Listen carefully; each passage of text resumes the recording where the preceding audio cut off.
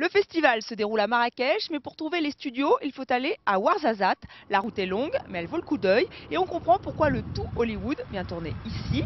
Me voici devant l'Atlas Studio, le plus ancien de la ville. Visite guidée avec Imad. L'avion que vous voyez derrière moi, c'est la carcasse de F-16 américain. Ils ont servi pour le film Le Diamant de Nil.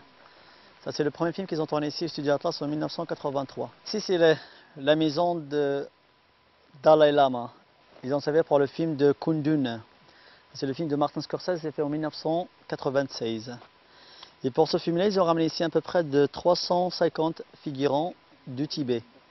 L'histoire de Ouarzazate avec le cinéma, c'est pas une histoire d'hier. C'est des années de tournage, d'histoire de tournage. Le secret, c'est en fait plusieurs éléments. D'abord, je citerai la luminosité. Vous l'aurez certainement constaté, c'est une luminosité exceptionnelle. Un deuxième point, c'est ce contraste.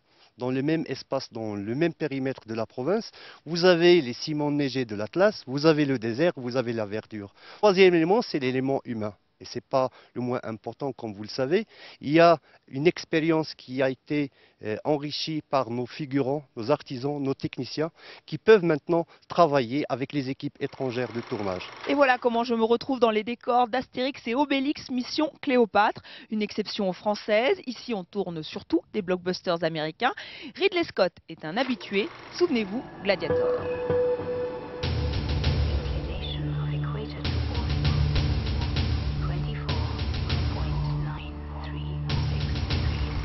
Et petit scoop, Ridley Scott reviendra en février 2011 pour tourner son nouvel Alien.